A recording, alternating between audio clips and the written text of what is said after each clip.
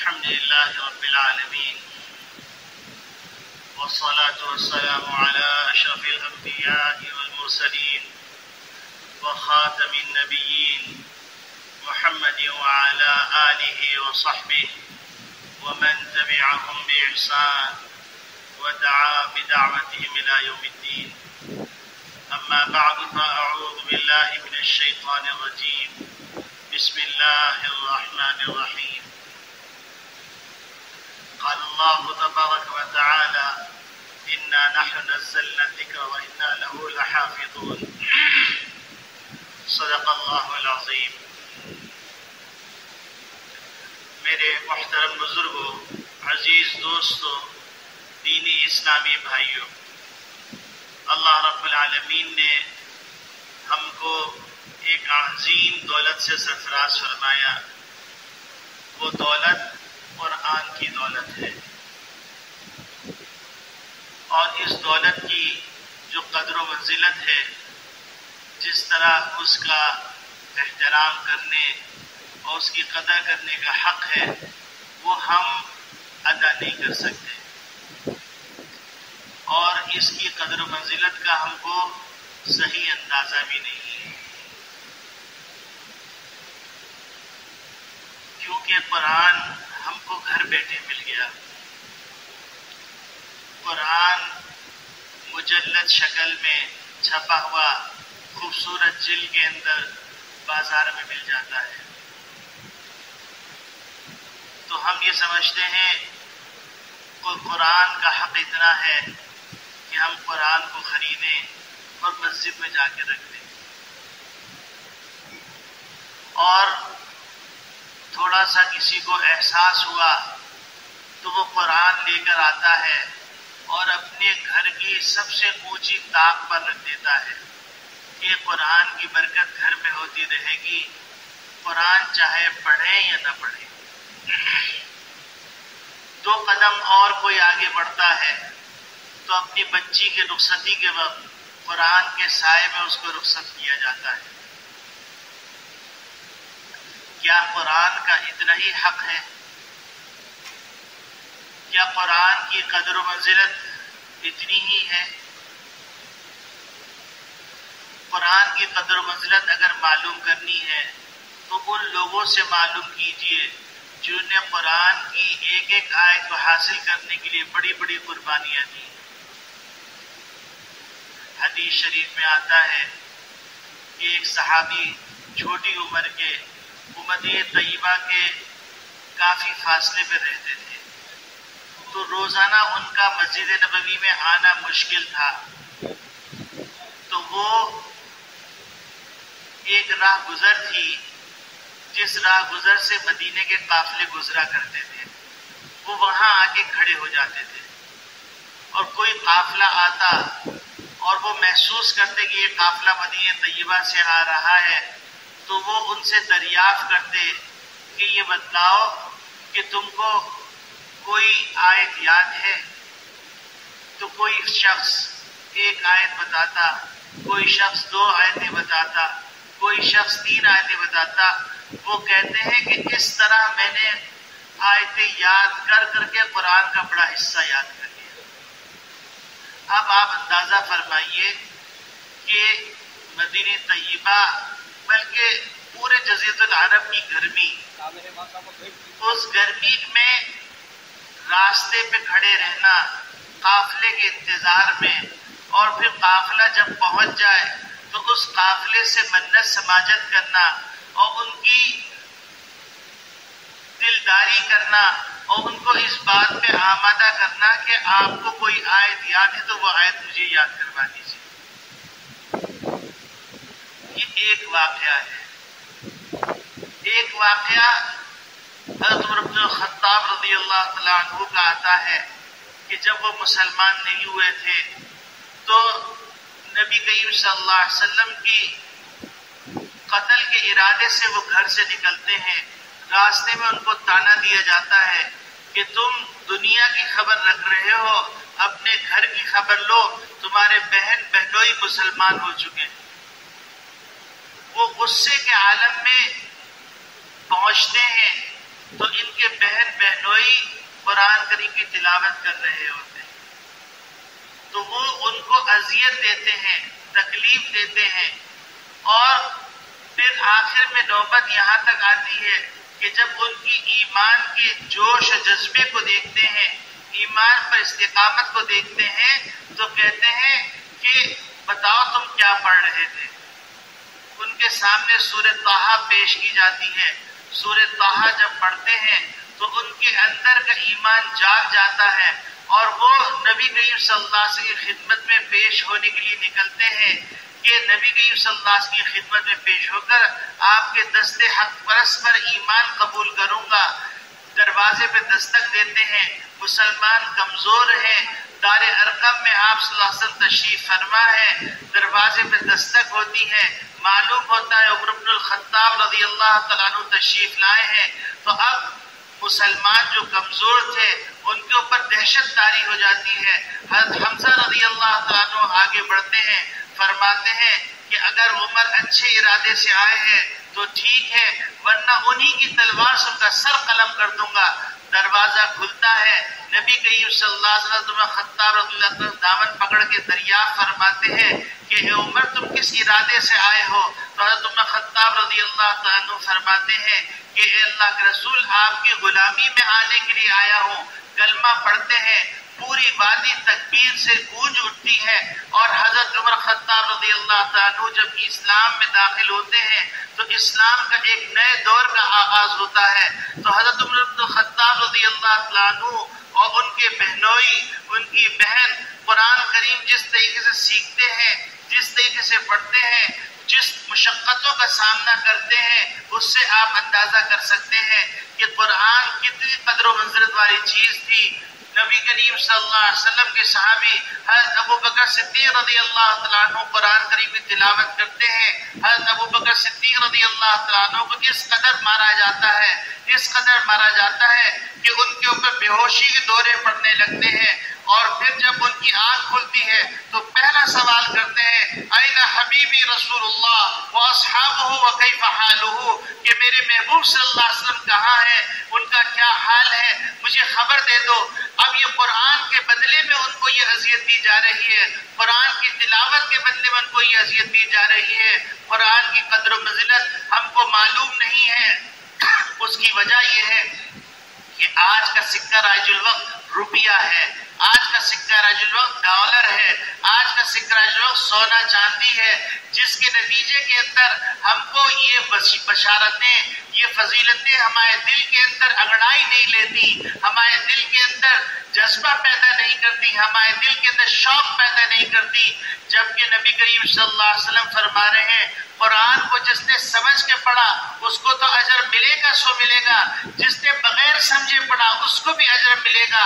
فرمایا بکل حرف عشر حسنہ، ہر حرف کے بدلے میں 10 نیکیاں دی جائیں گی، اور فرمایا لا اقول لکم الف لام میم حرف، میں یہ نہیں کہتا ہوں کہ الف لام میم ایک حرف ہے، الف حرف، لام حرف، میم حرف، الف ایک حرف ہے، میم ایک حرف ہے، اور لام ایک حرف ہے، گویا کہ الف لام میم پڑھنے والے کو 30 نیکیاں عطا کی جاتی ہیں۔ لیکن آج اگر کسی کو بتایا جاتا کہ ایک حرف پڑھنے پر تمہیں 10 روپے پڑیں گے، تو صبح سے شام تک وہ قرآن کی تلاوت ہی کرتا رہتا کہ ہر حرف پر مجھے اتنی نیکیاں ملیں گی۔ 6666 آیتیں ہیں، تو 6666 آیتوں کو 10 سے جب ضرب دیں گے تو وہ تعداد کتنی بنتی ہے، اور پھر ان آیات کے اندر ایک ایک حرف، اور ہر حرف کے بدلے میں 10 روپے، تو اندازہ کر لیے لاکھوں کروڑوں کا معاملہ ہو جائے گا۔ لیکن چونکہ دنیا کے اندر ہم کو سکہ راج الوقت کی قدر ہے، روپے کی قدر ہے، ڈالر کی قدر ہے، سونے کی قدر ہے، چاندی کی قدر ہے، جس کے نتیجے کے اندر ہم قرآن کریم کی تلاوت کو اہمیت نہیں دیتے۔ بدقسمتی سے یہ حال ہو گیا کہ کتنے لوگ ایسے ہیں جو بوڑھے ہو گئے لیکن ان کو قرآن پڑھنا نہیں آتا، کتنی عورتیں ایسی ہیں جو بوڑھی ہو گئی جن کو قرآن پڑھنا نہیں آتا، اور آج بدقسمتی سے حال یہ ہے کہ مسلمانوں کے بچوں کو قرآن پڑھنے کے لیے کوئی انتظام نہیں کیا جاتا، حالانکہ علماء اکرام نے مکاتب قائم کیے ہیں، مدارس قائم کیے ہیں، اس میں کوئی فیس نہیں لی جاتی، صرف ان سے کہا جاتا ہے کہ ہم نے سارا انتظام کر لیا ہے، تم صرف اپنے بچے کو داخل کر دو تاکہ وہ ایک دفعہ قرآن پڑھ لے، اور جس کے دل کے اندر ایک دفعہ قرآن اتر جائے گا، یاد رکھو وہ کبھی بھی کافر نہیں ہوگا۔ ایک بزرگ ہیں، وہ بزرگ یورپ کے دورے میں تشریف لے گئے، انہوں نے خواہش کا اظہار کیا کہ میں مسلمان بچوں سے ملنا چاہتا ہوں، تو وہ خود اپنا واقعہ بیان کرتے ہیں کہ مسلمان بچے آئے، فیشن کے اعتبار سے پینٹ زمین سے نیچے لٹک رہی ہے، بعض جگہ سے پینٹ پھٹی ہوئی ہے، اور ہاتھ میں کڑے پہنے ہوئے ہیں، گلے کے اندر سلیب لٹک رہی ہے، منہ سے شراب کی بدبو آ رہی ہے۔ کہنے لگے میں نے مسلمان بچوں سے تعارف شروع کیا، میں نے پوچھا آپ کا نام کیا ہے، تو کسی نے عبداللہ بتایا، کسی نے عبد الرحمن بتایا، کسی نے ابراہیم بتایا۔ پھر کہنے لگے میں نے ان سے پوچھا کہ بیٹا تم کون سے مذہب سے تعلق رکھتے ہو، تو کہنے لگے الحمدللہ میں مسلمان ہوں۔ تو کہنے لگے مجھے جھٹکا لگا، میں نے کہا یہ بندہ نشے کے عالم میں ہے لیکن وہ اپنے آپ کو مسلمان کہنے کے ساتھ الحمدللہ کہہ رہا ہے، آخر اس کی وجہ کیا ہے؟ حالانکہ ماحول سارا کا سارا اس کو کافر بنانے کے پر تلا ہوا ہے، لیکن اس کے منہ سے جو کلمہ نکل رہا ہے نشے کے عالم کے اندر بھی، تو وہ کلمہ نکل رہا ہے کہ الحمدللہ میں مسلمان ہوں۔ تو فرمائے لگے میں نے سوچا تو مجھے اندازہ ہوا اصل بات یہ ہے کہ اس نے کلمہ ماں کی گود میں سیکھا تھا، تو جو چیز ماں کی گود سے سیکھی تھی وہ نکلتی نہیں۔ تو اسی طریقے سے آج کے زمانے کا تقاضا یہ ہے کہ اپنے بچوں کو سب سے پہلے مسلمان بناؤ، سب سے پہلے قرآن سکھاؤ، قرآن سکھانے کے لیے جتنا انتظام کر سکتے ہو اتنا انتظام کرو، اہتمام کرو کہ کم سے کم بچہ قرآن کریم ایک دفعہ ناظرہ ختم کر لے۔ مدارس موجود ہیں، ہر مسجد کے اندر مکتب ہے، اور تم جانتے ہو کہ اسکول میں بچے کو داخل کر کے تم خالی نہیں چھوڑ دیتے، تم پیچھے لگے رہتے ہو، ٹیچر سے معلوم کرتے ہو اس کے میتھس کا معیار کیا ہے، اس کی انگلش کا معیار کیا ہے، اس کی اردو کا معیار کیا ہے۔ بدقسمتی سے اردو کے بارے میں تو پوچھتے ہی نہیں ہے، اور بدقسمتی اسلامیات کے بارے میں پوچھتے ہی نہیں ہے۔ فزکس کے بارے میں پوچھیں گے، کیمسٹری کے بارے میں پوچھیں گے، کمپیوٹر کے بارے میں پوچھیں گے، اگر نہیں پوچھیں گے تو قرآن کے بارے میں نہیں پوچھیں گے، اگر نہیں پوچھیں گے تو اسلامیات کے بارے میں نہیں پوچھیں گے، اگر نہیں پوچھیں گے تو اردو کے بارے میں نہیں پوچھیں گے۔ میں تو یہاں تک کہتا ہوں کہ اردو انسان کی مذہبی زبان ہے، کیونکہ آپ کا پورا مذہب اردو کے اندر منتقل ہو چکا ہے۔ تو اگر اردو نہیں آئے گی، اور جب سے موبائل آیا ہے اس موبائل نے ایک مصیبت یہ کر دی کہ لوگوں نے اردو میں لکھنا چھوڑ دیا، رومن میں لکھتے ہیں۔ اس کا نتیجہ یہ ہوا کہ اب بچوں کو اردو پڑھنا ہی نہیں آتا۔ جب بچوں کو اردو پڑھنا نہیں آتا تو مجھے بتائیے عربی وہ جانتے نہیں، اردو پڑھنی آتی نہیں، تو وہ دین سیکھیں کہاں سے؟ ماں کو فرصت نہیں ہے فنکشنز کے اندر شرکت کرنے کے لیے، شاپنگ کے اندر مصروف رہنے کے لیے، اور ماں باپ مصروف ہیں اپنے اپنے دھندوں کے اندر، بچے کی تربیت کے لیے کسی کے لیے پاس ٹائم نہیں۔ تو یہ بچہ دیندار ہوگا کہاں سے؟ یہ بچہ مسلمان ہوگا کہاں سے؟ آج ہم کو اس بات کی فکر ہے کہ میرے بچے کو گرمی سے بچا لوں، میرے بچے کو سردی سے بچا لوں، میرے بچے کو اچھا لباس میں ڈالوں، لیکن اس بات کی فکر نہیں ہے میرے بچے کو جہنم کی آگ سے بچا لوں۔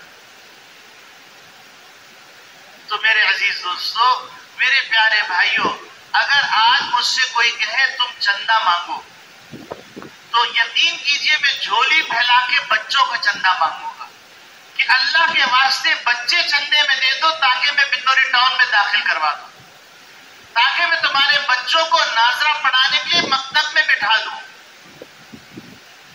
اس وقت سارے عالم کے اندر اس بات کی کوشش کی جا رہی ہے کہ مسلمان کے دل سے دو محبتیں نکال دی جائیں، ایک رسول کی محبت، ایک قرآن کی محبت۔ اور رسول کی محبت نکالنے کے لیے مختلف قسم کے کارٹون بنا کے مختلف قسم کے پروپیگنڈے کر کے وہ کام کر رہے ہیں، اور ہر تھوڑے دن بعد ایک واردات کرتے ہیں۔ یہ اصل میں چیک کرتے ہیں کہ مسلمان کتنا بیدار ہے، اور ہماری جو واردات ہے اس واردات کا مسلمان معاشرے پہ کتنا اثر ہوا ہے۔ عید کے دن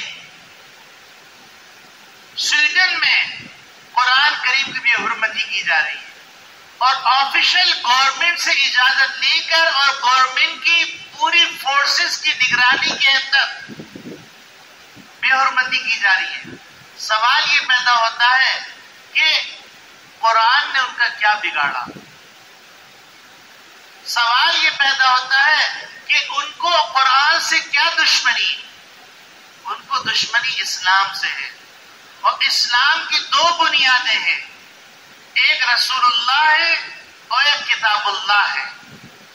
یہی وجہ ہے کہ نبی کریم صلی اللہ علیہ وسلم نے فرمایا کہ میں تمہارے درمیان دو چیزیں چھوڑے جا رہا ہوں، جب تک تم مجھ سے وابستہ رہو گے تم گمراہ نہیں ہوگے۔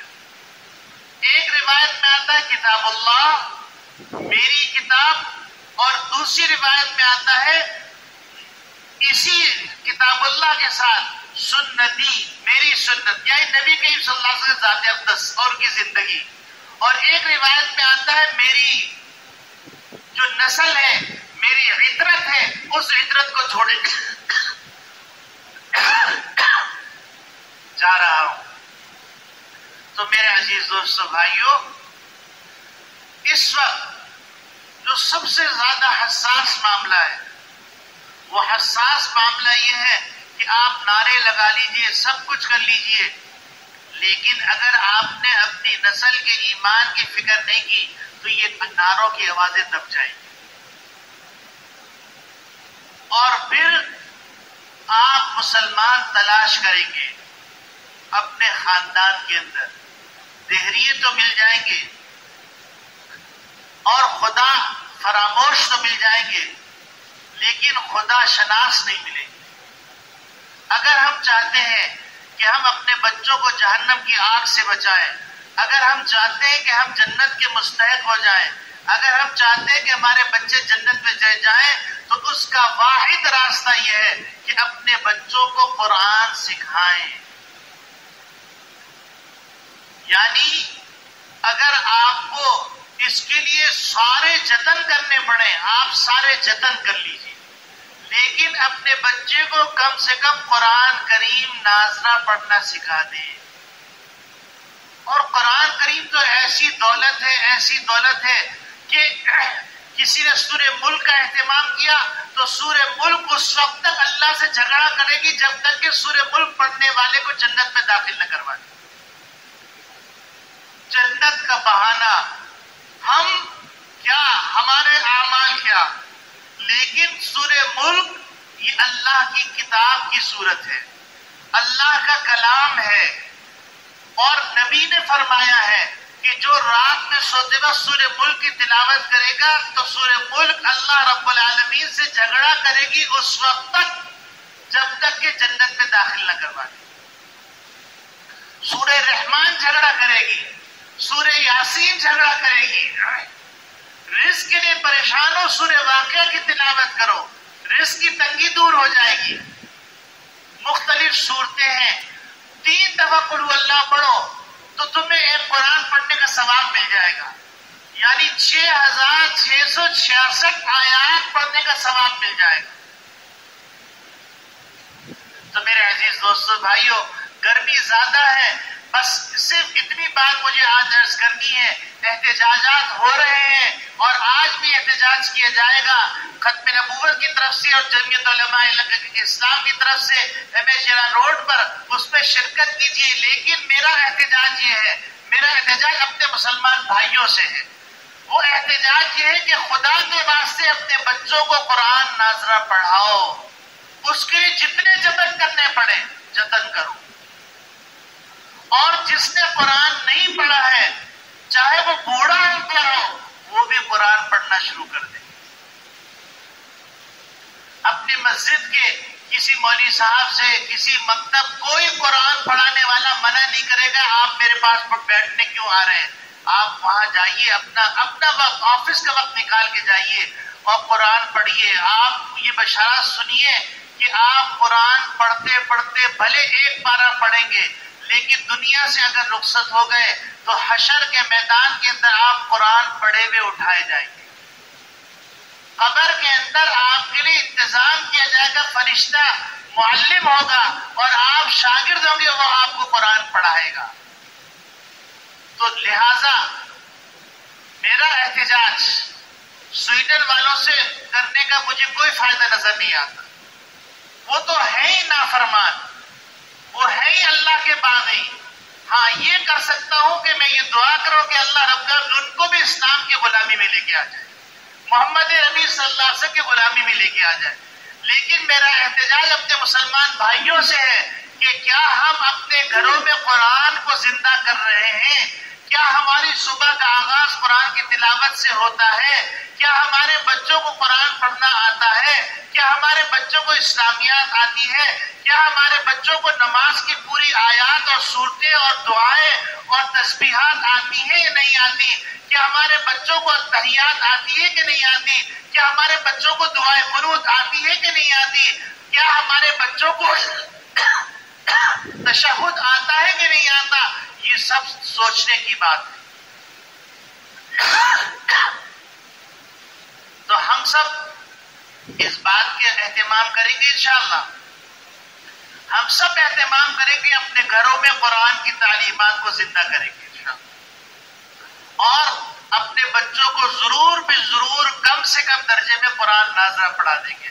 اللہ رب العالمین کہنے والے کو سب سے پہلے عمل کی توفیق عطا فرمائے، ان کے گھر والوں کو بھی عمل کی توفیق عطا فرمائے، اور اللہ رب العالمین قرآن کی برکت سے ہم سب کو مالا مال فرما دے، ہم میں سے کسی کو محروم نہ فرمائے، اور اللہ رب العالمین قرآن کے صدقے میں باران رحمت عطا فرما دے، گرمی کی شدت کو کم کر دے. سندھ کے اندر بھی شدت گرمی کی انتہا درجے کی ہے کہ سانس لینا مشکل ہو رہا ہے. اللہ رب العالمین باران رحمت عطا فرمائے، موسم کو خوشگوار فرما دے، اور طوفان اور زلزلوں سے اور عذاب سے محفوظ فرمائے، گرمی کی شدت سے محفوظ فرمائے، دنیا کی گرمی سے بھی محفوظ فرمائے اور جہنم کی گرمی سے بھی محفوظ فرمائے. وآخر دعوانا ان الحمدللہ رب العالمین.